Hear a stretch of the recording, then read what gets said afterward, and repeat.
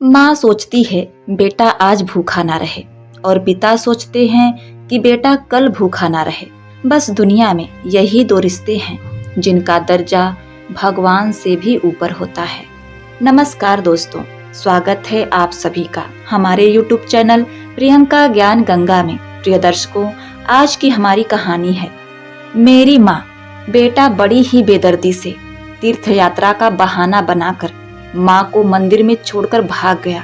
तभी माँ की किस्मत ऐसी चमकी कि उसके माँ के हाथों ही पुरस्कार मिलते देख बेटा हैरान रह गया। आखिर उस माँ के साथ ऐसा क्या हुआ था? अपने बेटे को पुरस्कार देते हुए नजर आई और यह सब देखकर वह बेटा अवाक रह गया। चलिए जानते हैं आज की इस कहानी में। अगर आपने हमारे चैनल को सब्सक्राइब नहीं किया है तो कृपया सब्सक्राइब कर लीजिए, लाइक करिए, शेयर करिए। तो चलिए शुरू करते हैं आज की कहानी। नीम के पेड़ के नीचे कई दिनों से एक बुढ़िया ने अपना बसेरा बना लिया था। देखने में वह इसी शहर की लग रही थी। वह किसी अच्छे घर की नजर आ रही थी, पर अब वह फटे कपड़े और एक जैकेट लिए वहां पड़ी रहती थी। आज लगभग 16वां दिन था।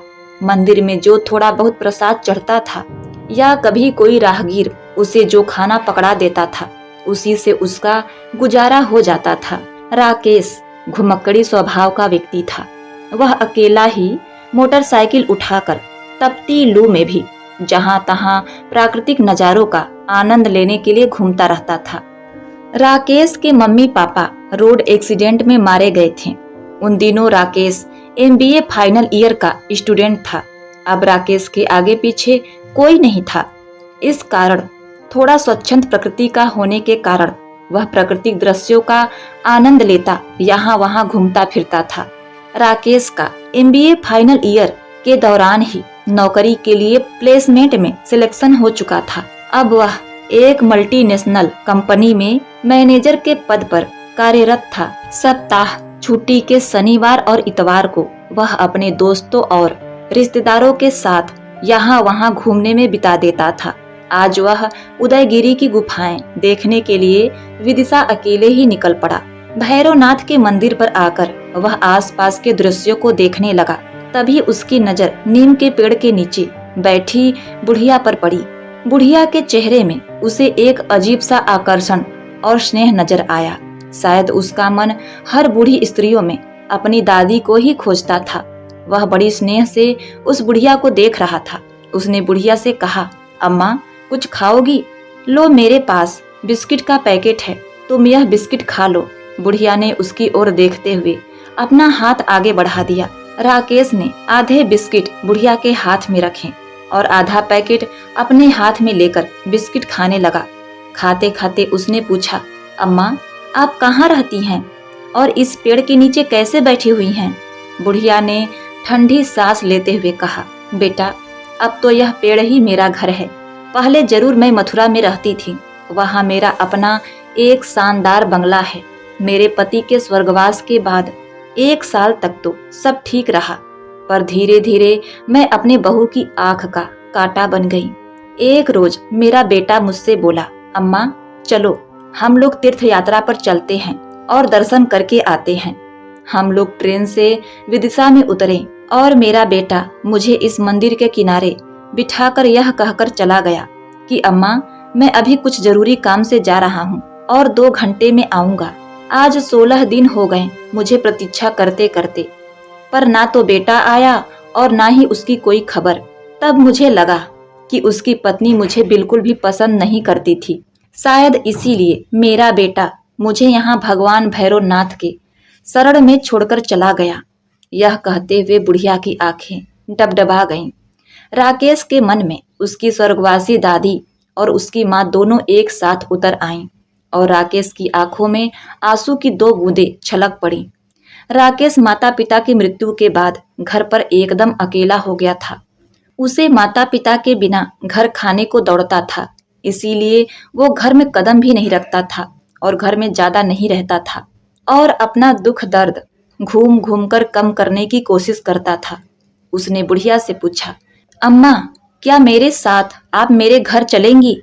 बुढ़िया ने कहा, बेटा जब मेरा अपना खून अपना बेटा जिसे 9 महीने अपनी कोख में रखा, जब वो ही मुझे नहीं रख सका तो तू मुझे अपने घर ले जाकर क्या करेगा? रहने दे बेटा, मुझ पर दया मत कर। मैं यहीं भगवान भैरवनाथ की शरण में अपना जीवन शेष गुजार लूंगी। राकेश ने कहा, अम्मा, मेरे माता पिता रोड एक्सीडेंट में स्वर्गवासी हो गए और अब मेरे घर में मेरे अलावा कोई नहीं है। आपकी शक्ल और बोलने का ढंग मेरी दादी से बहुत मिलता है। यदि आप मेरे साथ रहेंगी तो मेरे लिए कोई दिक्कत नहीं होगी, उल्टा मुझे एक सहारा मिल जाएगा।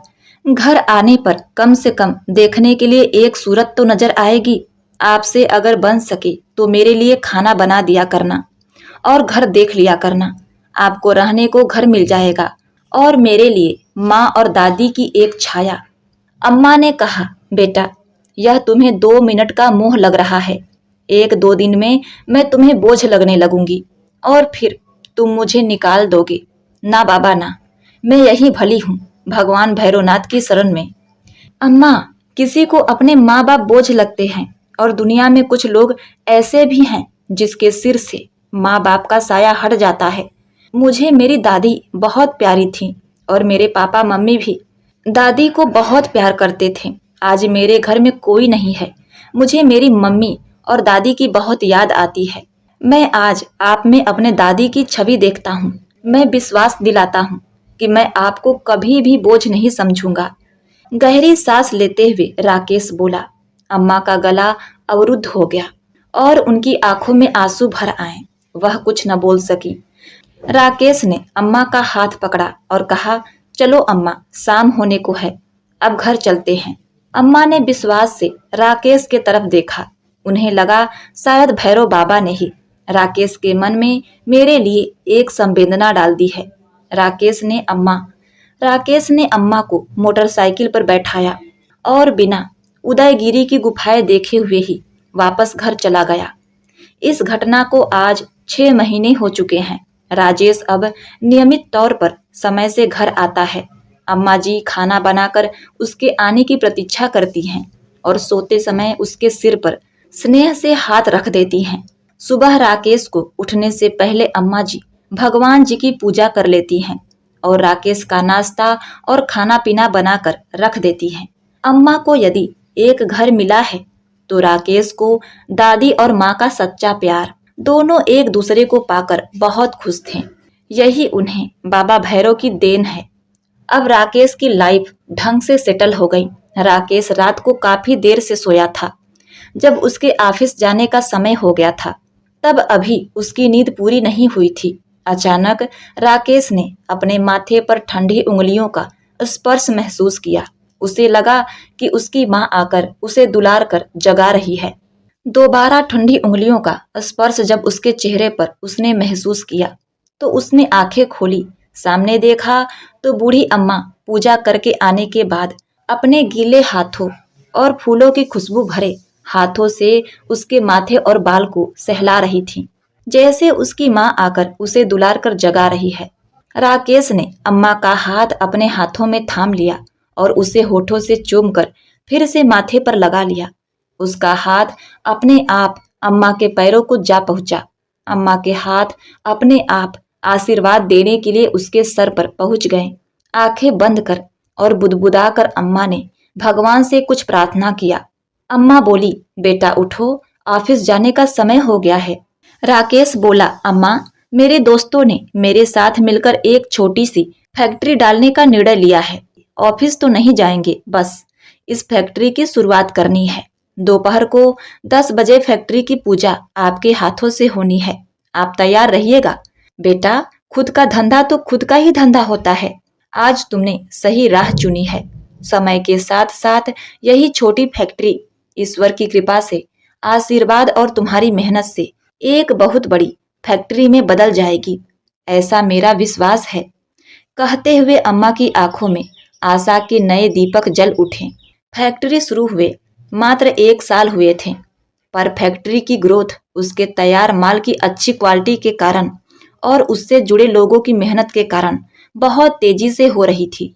राकेश अब एक और नई फैक्ट्री शुरू करने का विचार कर रहा था। राकेश दिनों दिन व्यस्त और व्यस्त होता जा रहा था। अम्मा ने उसे एक दिन कहा, बेटा, सिर्फ काम ही जीवन का उद्देश्य नहीं होता, तुम्हें काम के लिए भी एक सहारे की जरूरत है। क्यों ना किसी एक अच्छी सी लड़की से तुम्हारा ब्याह करा दिया जाए। अरे हाँ अम्मा, जीवन की व्यस्तता में और भागम भाग में कभी सोचने का समय ही नहीं मिला। अब इस काम को भी फाइनल कर लिया जाए। राकेश की निगाहों में तुरंत गीता की तस्वीर उभर आई। गीता उसके मामा की बेटी की सहेली थी, जो पढ़ाई पूरा करने के बाद उसी शहर में शायद कहीं नौकरी कर रही थी। राकेश से उसकी मुलाकात कभी कभार हो जाती थी। उसका स्वभाव और शालीनता राकेश को बहुत अच्छा लगता था।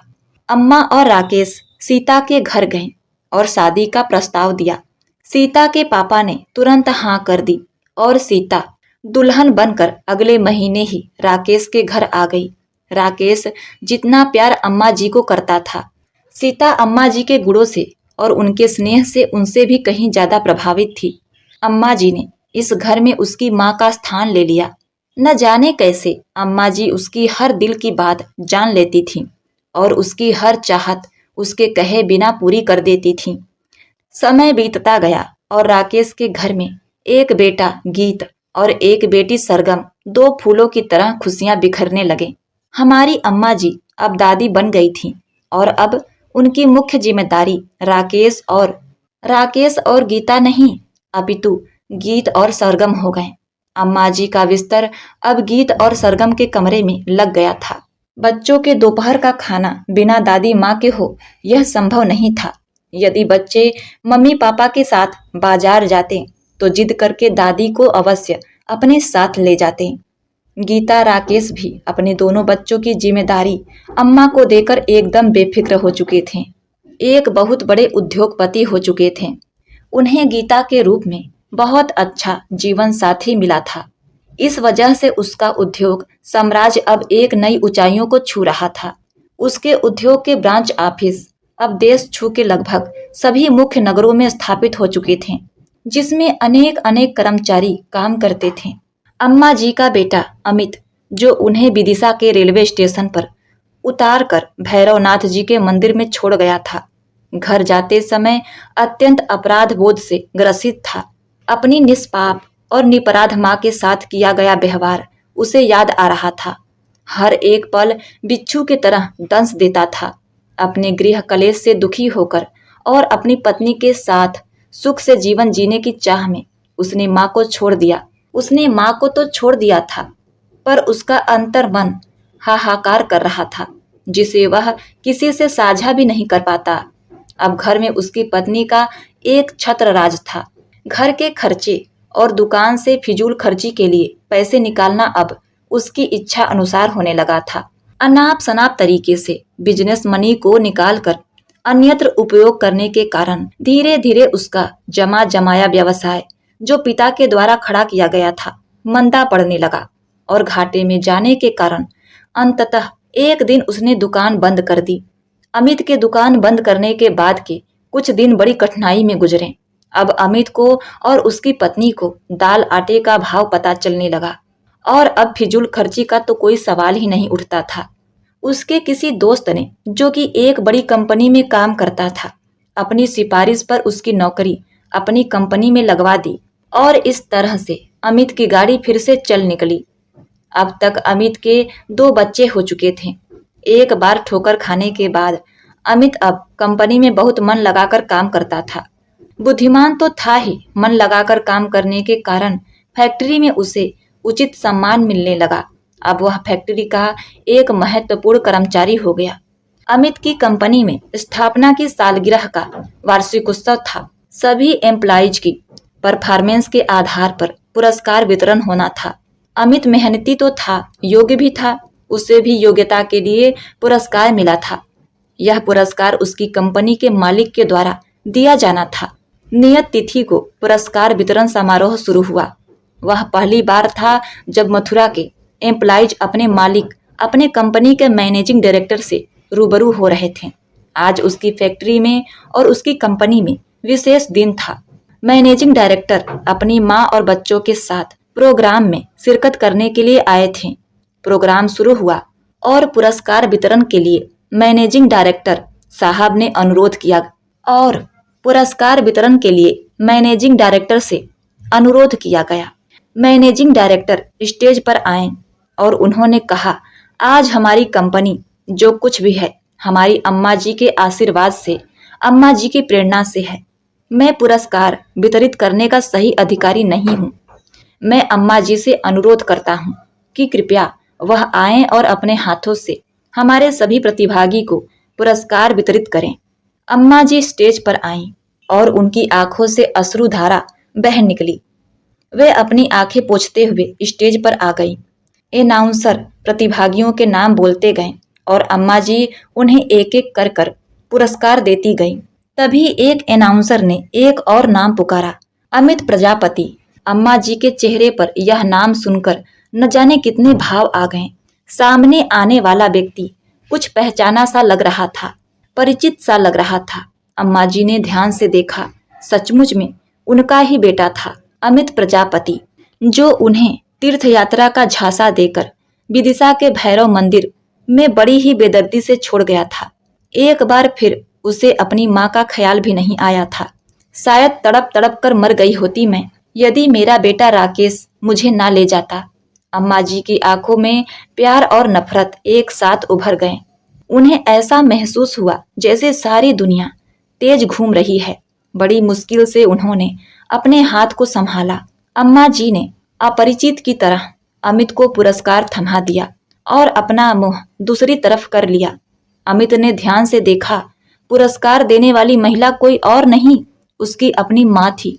देखते ही उसके होश उड़ गए, पसीने छूट गए थे उसके। वह माँ के पैरों में गिर पड़ा। उसे विश्वास ही नहीं हो रहा था कि इतने बड़े साम्राज्य की मालकिन उसकी माँ है। अजित ने हाथ जोड़कर माँ से माफी मांगी और कहा, माँ चलो, घर चलना है। कैसी माँ, कैसा घर? मेरा बेटा तो उसी दिन मर चुका जिस दिन मुझे बेतवा नदी के किनारे छोड़कर आया था। आज के बाद न मैं तुम्हारी माँ और न ही तुम मेरे बेटे हो, कहकर अम्मा जी पुरस्कार वितरण बीच में ही छोड़कर अपनी सीट पर जाकर बैठ गई। अमित माफी मांगता रहा, लेकिन उसकी तरफ अम्मा ने देखा तक नहीं और कुछ समय पश्चात मुंह मोड़कर वापस राकेश के साथ चली गईं।